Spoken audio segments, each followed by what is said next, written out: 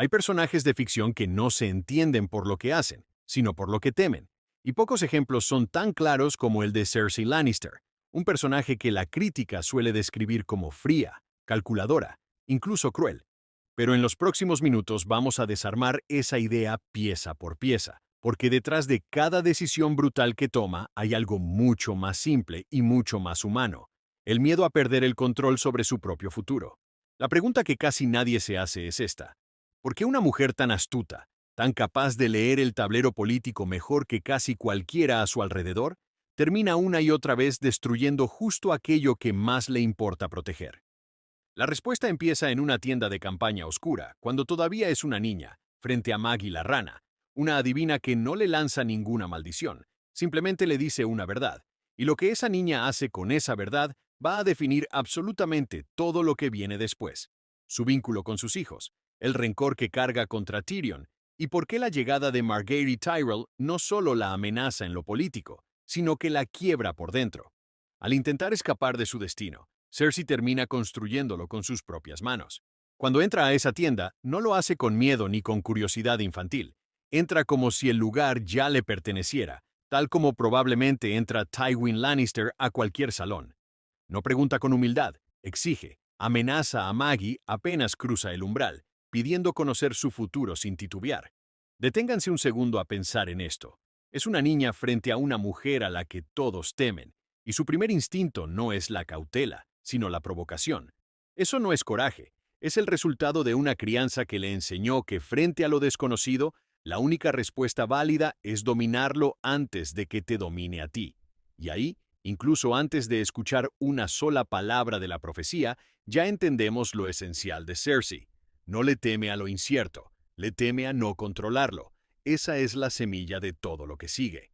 Cuando le preguntan por sus expectativas de futuro, no habla de amor ni de felicidad. Habla de estatus, del compromiso que le prometieron. A esa edad ya ha absorbido por completo la lógica de Tywin. El poder es la única moneda que importa, todo lo demás es ruido de fondo. Y entonces Maggie suelta la primera grieta real en los cimientos de esta niña. Le dice que no se casará con el príncipe que ella cree, sino con el rey. Cersei había edificado toda su idea de futuro alrededor de un matrimonio con Rhaegar Targaryen, y eso, más que cualquier otra cosa, revela su forma de pensar. No ajusta sus expectativas a la realidad, ajusta la realidad a sus expectativas. Cuando Maggie le arrebata esa fantasía en una sola frase, algo se rompe, aunque todavía no lo sepa del todo. Termina casada, en cambio, con Robert Baratheon, que la ve como una obligación política, no como un deseo, y aquí hay algo interesante. Hubo un tiempo, al principio, en que ella intentó genuinamente que ese matrimonio funcionara. Llegó a admirar a Robert, incluso a idealizarlo, pero esa ilusión se desmorona rápido cuando queda claro que el corazón de Robert nunca dejó la tumba de Lyanna Stark. Lo que sea que Cersei estaba construyendo en esos primeros meses de matrimonio se disuelve bajo ese peso, y lo que queda en su lugar es algo mucho más frío. Esa es la primera herida real que la profecía reabre. No que nunca tuvo esperanza, sino que la tuvo, y la vio pudrirse frente a sus ojos. Cuando pierde esa fantasía, no se queda a llorarla, inmediatamente busca otro punto de apoyo. Si no puede controlar el destino, al menos conservará el título de reina. Pero Maggie tampoco le concede eso. Le advierte que su reinado será temporal, y para alguien como Cersei, la idea de un poder efímero no es simplemente incómoda, es devastador en un nivel casi existencial. El fracaso se puede combatir, pero la finitud no se pelea, simplemente llega.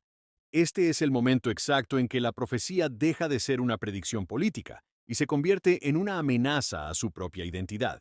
Le anuncian además que llegará otra mujer, más joven y más hermosa, que le arrebatará todo lo que valora, y a partir de ahí, Cersei no guarda esa advertencia como un miedo privado.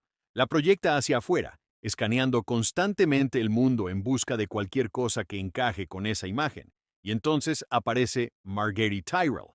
Para cualquier observador racional, Margaery representa una oportunidad política, bien conectada, encantadora, capaz de manejar a Joffrey mejor que nadie. Para alguien sin una profecía clavada en la cabeza, sería simplemente una pieza útil en el tablero. Pero Cersei no puede permitirse verla así, porque Margaery no solo encaja con el perfil político de la recién llegada, encaja con la profecía con una precisión perturbadora. más joven, innegablemente más bella, y querida por el pueblo de Desembarco del Rey de una forma que Cersei jamás logró ser.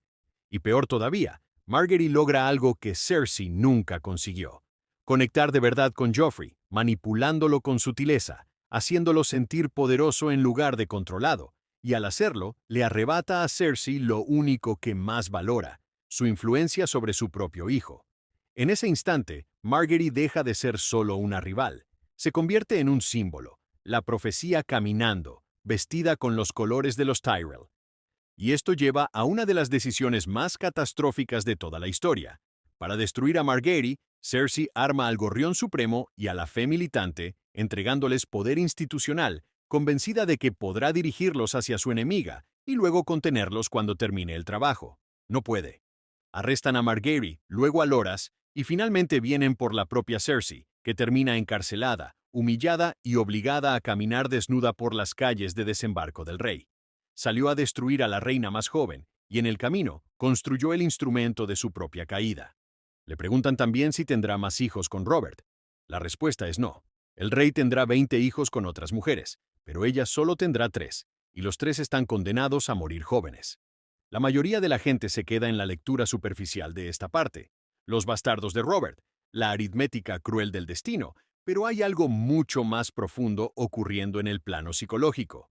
Desde ese momento, la relación de Cersei con sus propios hijos cambia para siempre, no porque los ame menos, sino porque ahora los ve a través del filtro del destino. Ya no son solamente sus hijos, son su evidencia, su arma contra el futuro que le anunciaron. Y aquí la cosa se complica, porque su vínculo con ellos no es una sola cosa, es, como mínimo, 3 cosas entrelazadas tan fuerte que probablemente ni ella misma pueda separarlas. La primera es amor genuino.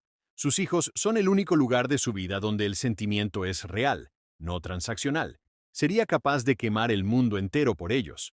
Cuando Tywin intenta separarla de sus hijos y enviarla lejos de Desembarco del Rey, ella amenaza con exponer el secreto del incesto y la ilegitimidad de Joffrey. Tommen y Myrcella está dispuesta a destruir el legado entero de la casa Lannister con tal de permanecer cerca de quienes ama. La segunda capa es el poder. Como reina madre, la relevancia política de Cersei depende directamente de la posición de sus hijos. Proteger a Joffrey en el trono no es solo un acto maternal, es también supervivencia propia. Y la tercera capa es la más interesante psicológicamente. Cersei creció sin ninguna autonomía. Cada decisión de su vida, desde con quién se casaría hasta dónde viviría, fue tomada por Tywin. Nunca tuvo control real sobre su propio destino. Y ahora, como madre, ejerce un control absoluto sobre la vida de Joffrey, Tommen y Myrcella, decidiendo por ellos antes de que puedan decidir por sí mismos. No es solamente la profecía la que la empuja a esto, es una mujer a la que nunca le permitieron escribir su propia historia, ahora reescribiendo la de sus hijos en su lugar. El resultado es un daño distinto en cada caso. Joffrey crece sin ningún límite, con validación constante y cero disciplina, y termina convertido en un rey tan cruel e impredecible que es envenenado en su propia boda. Tommen crece asfixiado por la sobreprotección, sin columna vertebral política, completamente indefenso en el momento en que Cersei no está presente para cuidarlo. Y Myrcella es enviada a Dorne, un lugar que se suponía más seguro, un cálculo que termina costándole la vida. En cada uno de los 3 casos, el acto mismo de protegerlos es lo que crea las condiciones de su destrucción. Y esto explica por qué una de las líneas más silenciosamente devastadoras de toda la historia golpea tan fuerte. La noche antes de la batalla de Aguas Negras, Cersei le confiesa algo a Sansa Stark que parece, en la superficie, pura crueldad: que no ame a nadie más que a sus propios hijos, porque en ese terreno una madre no tiene alternativa. La gente suele leer esto como un acto deliberado de dureza hacia una chica que no le agrada particularmente, pero no es eso lo que realmente sucede en ese momento. Lo que Cersei está haciendo es entregarle a Sansa el único manual de supervivencia que ella misma conoce, está siendo honesta en el único idioma que la profecía le dejó, porque esta es la conclusión a la que llegó desde niña, saliendo de aquella tienda: que amar es lo que te vuelve vulnerable. Cuantas más personas amas, más débil te vuelves. El amor es lo único que puede ser usado en tu contra. Sus hijos son la única excepción, el único lugar donde todavía se permite sentir algo, y hasta eso, como sabemos, terminará siendo lo que la destruye. Cuando le dice a Sansa que ame solo a sus hijos, no le está dando un consejo, le está describiendo su propia herida. Le anuncian también que el oro será la corona de sus hijos, y el oro será también su sudario. Esa línea casi no necesita explicación.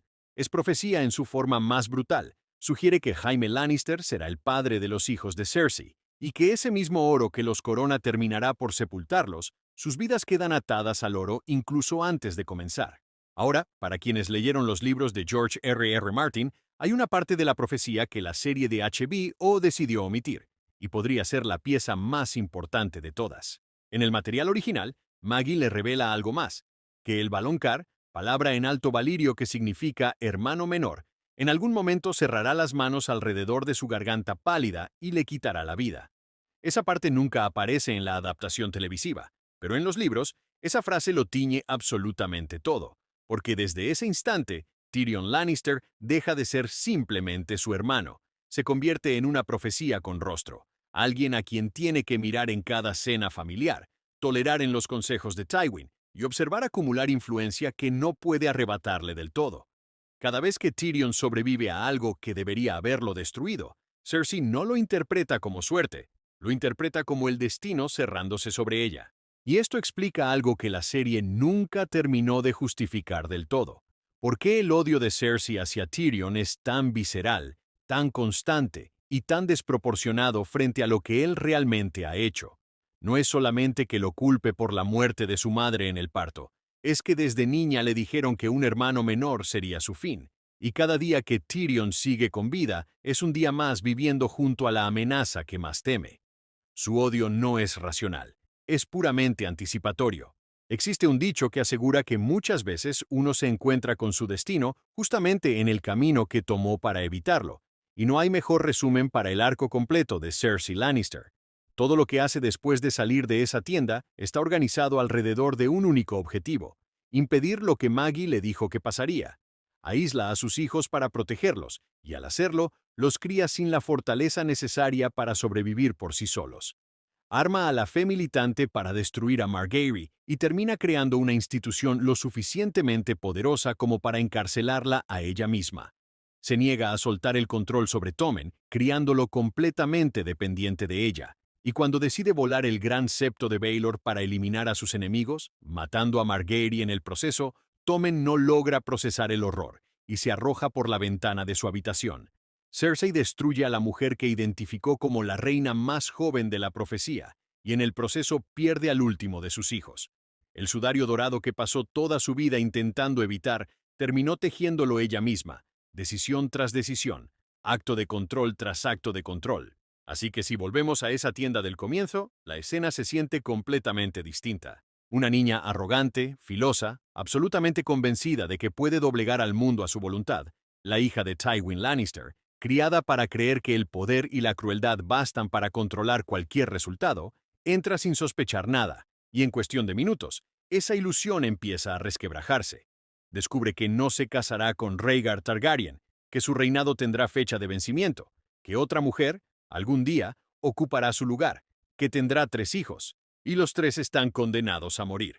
Sale de esa tienda siendo la misma niña, pero con algo sembrado dentro de ella que jamás logrará arrancar. Desde ese momento, el amor y el miedo a perderlo se vuelven inseparables para Cersei. Cada persona cercana es medida por lo que costaría perderla. Cada rival es filtrado a través de la forma de aquello que Maggie le advirtió que llegaría. La profecía no solo predice su futuro, coloniza su presente, hasta el punto en que ya no puede distinguir entre proteger lo que ama y destruirlo con sus propias manos. Y esa es la verdadera tragedia de Cersei Lannister. No que la profecía fuera cierta, sino que, verdadera o no, terminó dando exactamente lo mismo, porque ella construyó toda su vida alrededor de esa posibilidad de todas formas. Cada exceso, cada acto de crueldad preventiva, cada alianza incendiada, cada institución armada, todo fue en función de evitar un final que ella misma estaba fabricando con sus propias manos. Nunca dejó de intentar evitarlo, y, sin darse cuenta, tampoco dejó nunca de construirlo. Si llegaste hasta acá, muchísimas gracias por ver el video completo. Si te gustó el análisis, deja tu like, contame en los comentarios qué opinas y suscríbete. Nos vemos en el próximo video.